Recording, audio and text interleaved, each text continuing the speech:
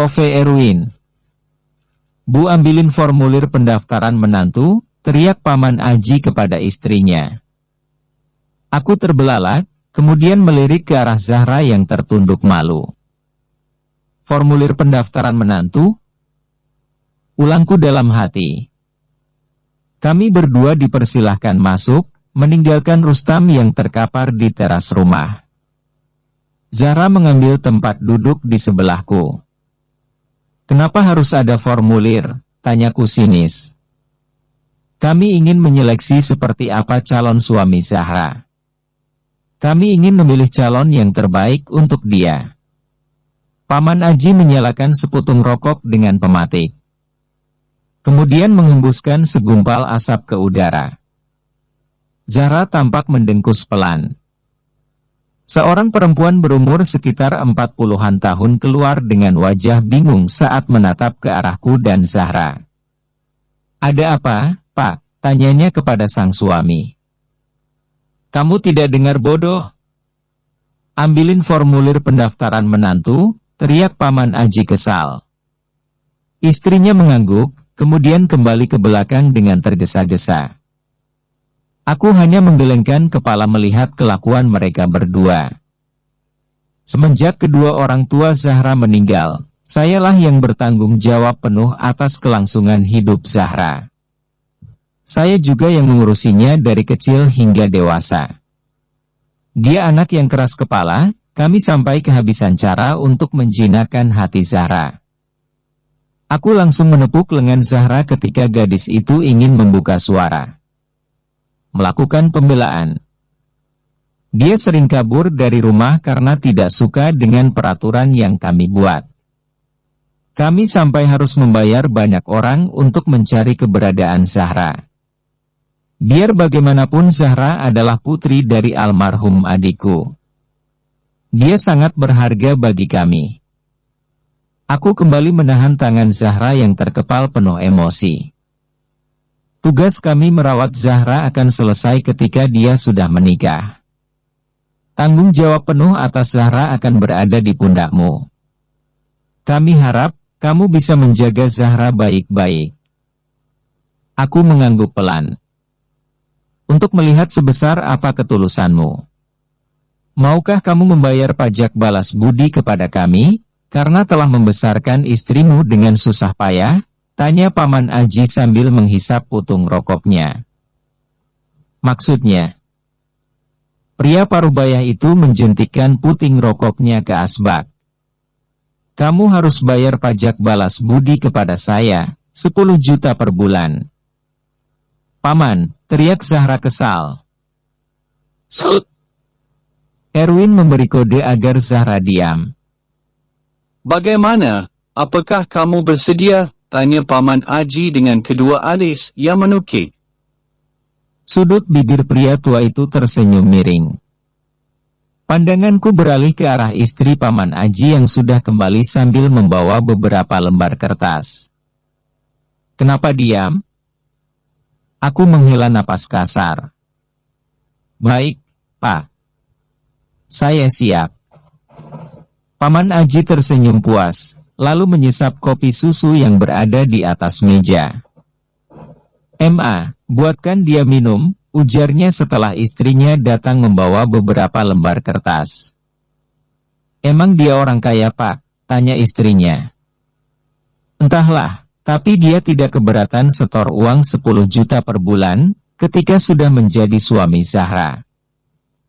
Oh, gak masalah berarti kalau dibuatin minum, ucap istrinya kemudian bergegas ke dapur.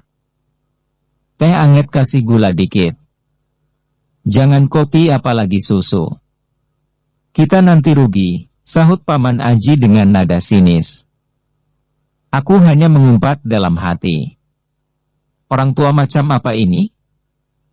Sungguh, kasihan sekali Zahra, untung saja takdir menemukannya dengan diriku. Perlahan rasa ingin melindungi gadis itu menyeruak ke relung dada. Paman Aji mulai memakai kacamata minusnya, untuk membaca tulisan-tulisan yang ada di kertas formulir. Masih ada persyaratan-persyaratan yang harus kamu penuhi untuk menjadi suami Zahra. Kepalaku sudah berasap, tinggal siap-siap menunggu untuk meledak. Parah. Apa orang tuamu adalah orang kaya? Paman Aji mulai menginterogasi. Aku menatapnya datar. Ya. Paman Aji mencentang persyaratan nomor 1 yang tertera pada formulir pendaftaran menantu. Hartamu sekarang jika dinominalkan berapa? Tak terhingga, jawabku sambil bersedekap santai. Paman Aji terperangah, mencentang persyaratan nomor 2 yang berhasil dipenuhi. Kerja apa kamu? Saya adalah CEO di perusahaan smartphone Indopone. Saya juga punya pertambangan batu bara. Saya punya 10 toko butik yang tersebar di beberapa kota besar di Indonesia. Kemudian, saya juga memegang saham salah satu klub bola yang berada di Inggris. Telontang. Secangkir teh hangat yang dibawa istri Paman Aji terjatuh. Waduh, ya ampun, aku buatin kopi susu aja, ya Pak, pekiknya sok mendengar reputasiku. Wanita parubaya itu langsung buru-buru kembali ke dapur. Paman Aji tersenyum semeringah. Luar biasa.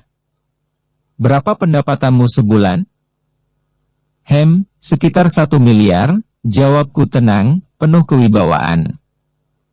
Wah, kalau gitu dia harus setor ke kita 50 juta Pak, sahut istri Paman Aji yang dengan semangatnya menyuguhkan kopi susu kepadaku. Tante, tegur Zahra. Kamu mau masuk surga enggak, Zahra? Itu untuk balas budimu kepada kami yang telah membesarkanmu, potong wanita itu dengan entengnya. Aku meneguk ludah dengan susah payah. Astagfirullah. Bagaimana? Apa kamu setuju 50 juta per bulan? Tanya Paman Aji. Itu belum cukup loh, nebus semua jasa-jasa kami, tambah istrinya. Saya bersedia, Pak, jawabku ragu-ragu.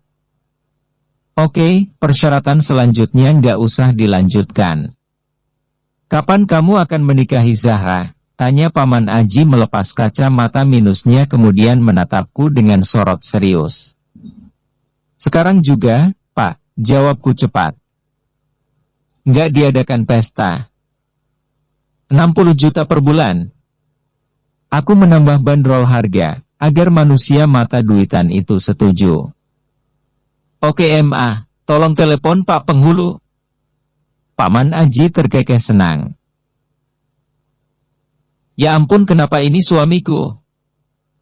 Kami semua langsung menoleh mendengar seorang perempuan berteriak dari luar. Paman Aji dan istrinya langsung bergegas keluar. Aku dan Zahra saling tatap, kemudian menyusul mereka. Siapa yang melakukan ini Pak? Kenapa suamiku pingsan? Sari, istri Rustam berjongkok dan menggoyang-goyangkan lengan pria itu. Siapa yang menonjok pipinya sampai memar kayak gini? Tanya Sari sambil menyela rambut panjangnya yang menutupi wajah. Aku Kak. Zahra langsung menyahut. Suamimu itu bajingan. Dia telah menjualku ke Makar Peska. Sari langsung menatap Zahra penuh amarah. Kamu memang pantas menjadi jal engke Zahra. Suami kayak gitu masih dibelain. Kamu nggak tahu ya kata biat suamimu yang sebenarnya? Kamu pasti akan menyesal kalau tahu bagaimana kelakuannya di belakangmu, Rustam seling. Aku langsung membekap mulut Zahra sebelum gadis itu menjelaskan semuanya. Sudah. Paman Aji menengahi. Sari, cepat bawa suamimu masuk kamar. Kita akan mengurus pernikahan Zahra. Hah? Zahra menikah? Tanya Sari sambil menunjukku dengan wajah kikuk. Mungkin iri melihat ketampananku. Setelah acara nikah siri yang berlangsung di rumah Zahra selesai, aku langsung membawa Zahra kembali ke apartemen. Lega rasanya sudah menuntaskan masalah ini. Jika Viola selingkuh secara ilegal, Setidaknya aku menyelingkuhinya dengan cara yang halal, yakni menikahi Zahra terlebih dahulu. Walaupun seakan-akan aku merasa seperti menyewa Zahra 60 juta per bulan karena harus membayar pajak balas budi pamannya. Anjir, pajak macam apa itu? Aku tetap tinggal di sini, tanya perempuan itu. Ya, jawabku singkat. Hanya sementara, nanti kamu akan tinggal di rumahku setelah aku mendaftarkan pernikahan kita ke KUA.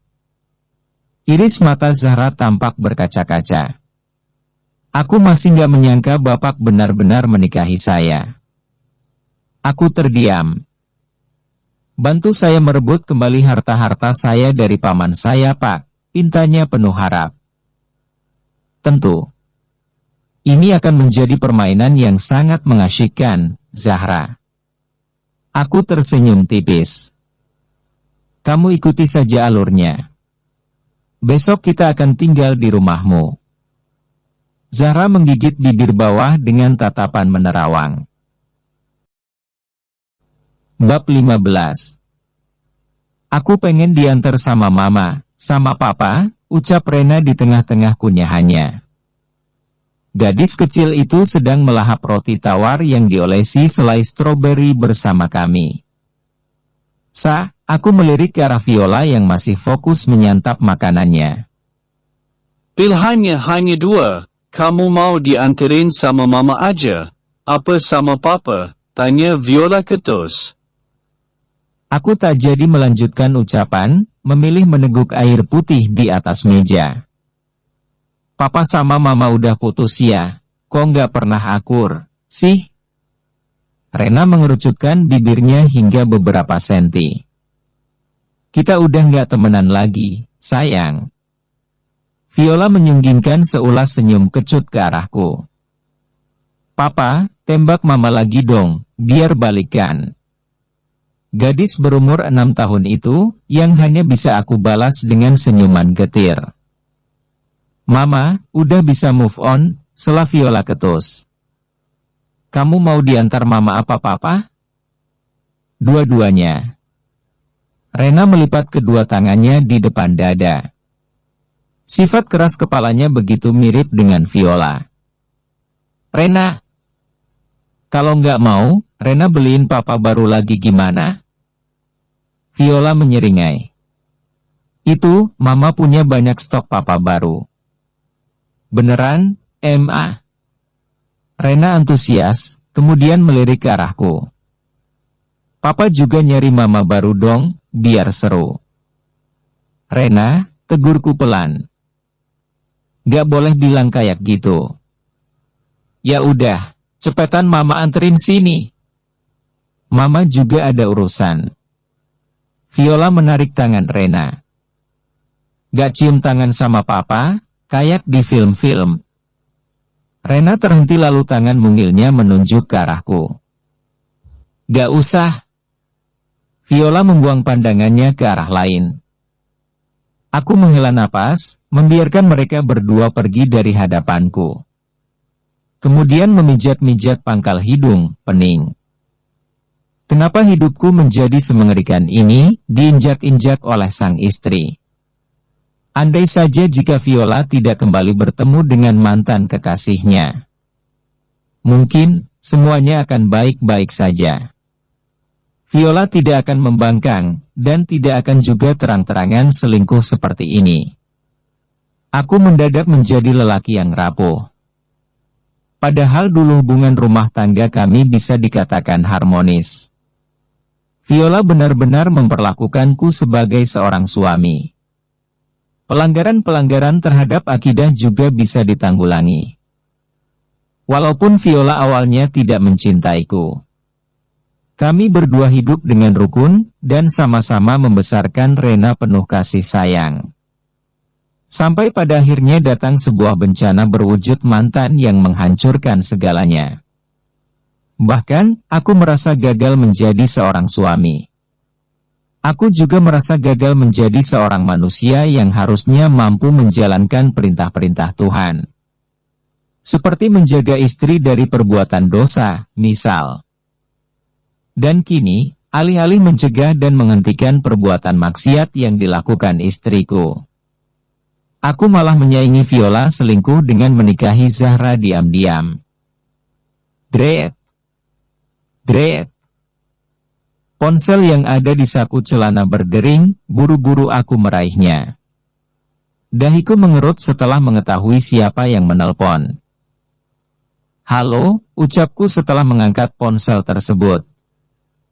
Bapak, aku masak telur tapi telurnya gosong.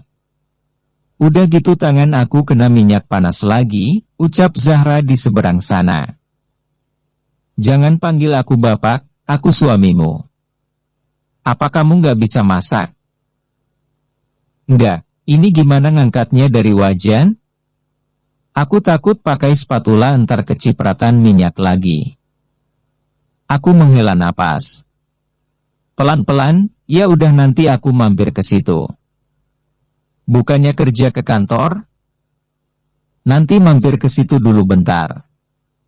Aku mematikan ponsel setelah sebelumnya mengucapkan salam kepada Zahra. Kemudian bergegas menuju ke mobil. Saat di perjalanan, aku memutuskan berhenti di sebuah restoran untuk memesan makanan siap santap untuk Zahra.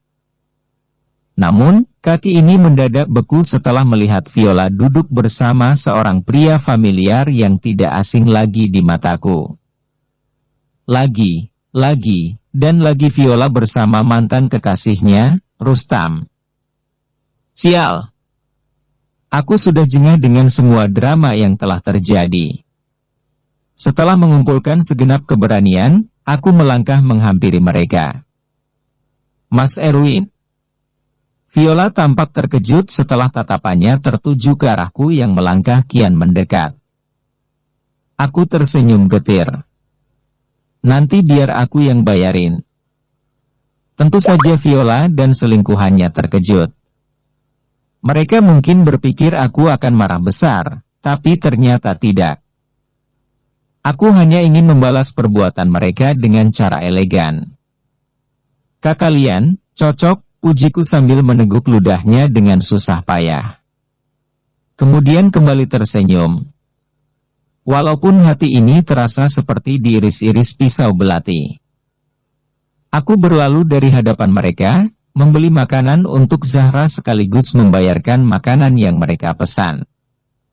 Setelah itu aku kembali sambil membawa seporsi makanan, sambil tersenyum ke arah Viola. Lanjutkan, semoga hari-hari kalian selalu menyenangkan. Aku pergi meninggalkan mereka yang masih membeku di tempatnya. POV Autores. Kapan kamu sama dia cerai? Tanya Rustam yang membuat Viola langsung terbangun dari lamunan. Gak gampang.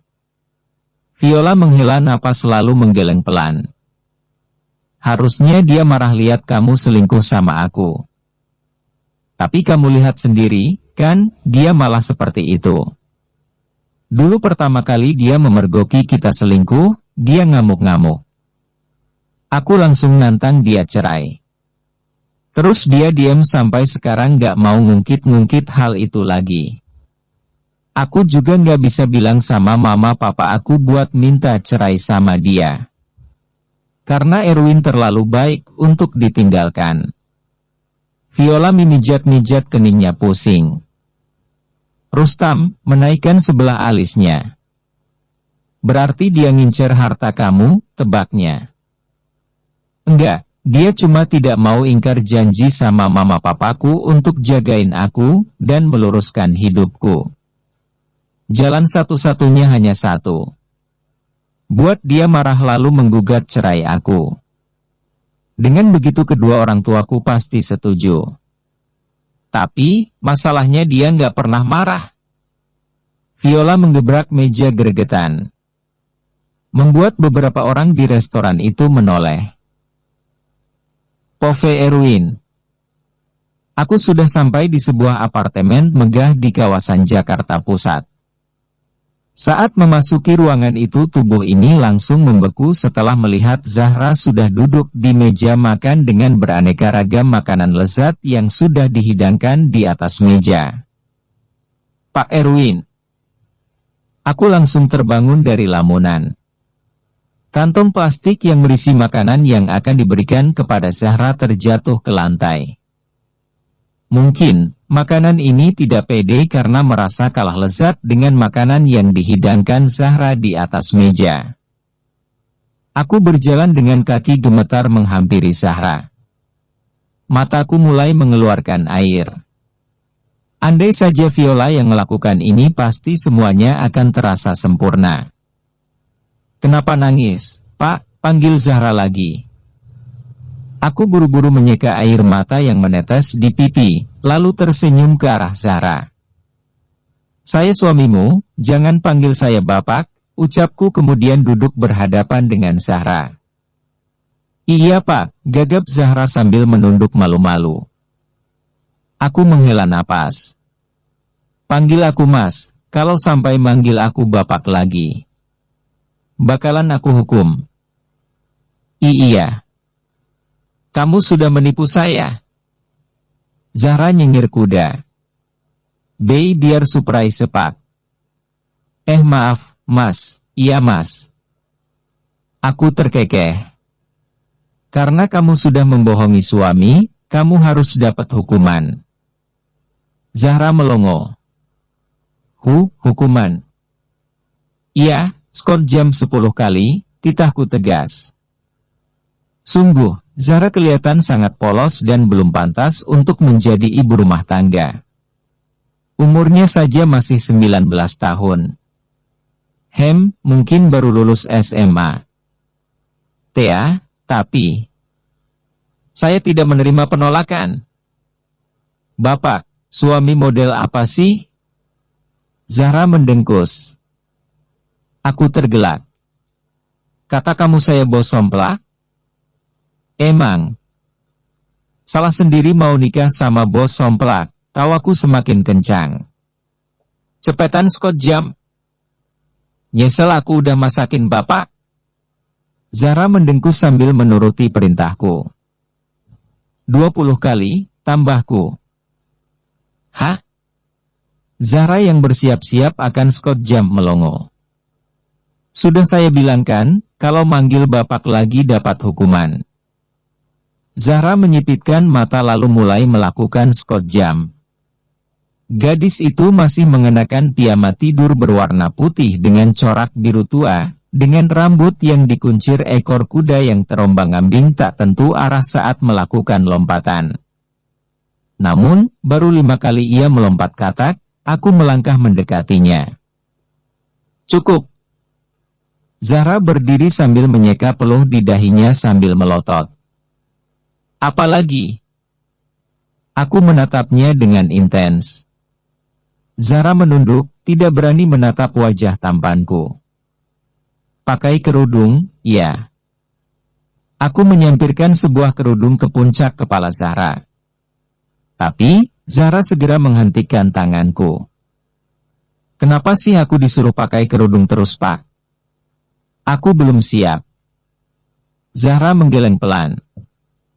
Emangnya kematian akan tanya kamu sudah siap apa belum? Zahra terdiam. Pernah diputusin sama cowok? Tanyaku lembut. Pernah, angguk Zahra kemudian menunduk. Membuatku tidak dapat menatap iris mata indah yang menenangkan itu. Kenapa dia mutusin kamu? Mungkin, karena udah nggak suka. Aku tersenyum tipis. Ketika seorang laki-laki disuguhi 2 permen, yang satu dibungkus dan yang satu tidak bungkus. Kira-kira dia pilih yang mana? Ya, yang dibungkus. Nah itu, pasti yang tidak dibungkus dibiarin aja dikerubungi semut. Zahra terdiam. Kerudung melindungi kehormatanmu. Kamu itu perempuan, kamu indah, kamu kuat, kamu mahal. Tapi, aku sudah tidak suci lagi. Mata Zahra sudah mulai berair. Suut, Erwin menyentuhkan jari telunjuknya ke bibir Zahra. Kenapa harus mengungkit-ungkit masa lalu, kalau kamu masih bisa merubah masa depanmu? Tuhan itu Maha Pengampun. Kita berjalan ke arah Tuhan. Tuhan langsung lari menyambut kita. Zahra menelan ludahnya dengan susah payah. Saat aku melanjutkan memakaikan kerudung ke kepalanya. Kerudung itu aku temukan di atas ranjang. Kerudung bekas pakai kemarin yang belum dicuci lagi oleh Zahra. Aku tersenyum melihat Zahra terlihat begitu cantik dengan kerudung merah yang ia gunakan. Hal yang ingin aku lakukan juga kepada Viola. Kalau Viola mau berkerudung pasti juga lebih cantik. Boleh aku cium kamu? Zahra mendongak malu-malu. Kedua tatapan kami saling menyorot, menyelami iris mata masing-masing. Iya. Cup. Manis, pipimu rasa stroberi. Bersambung.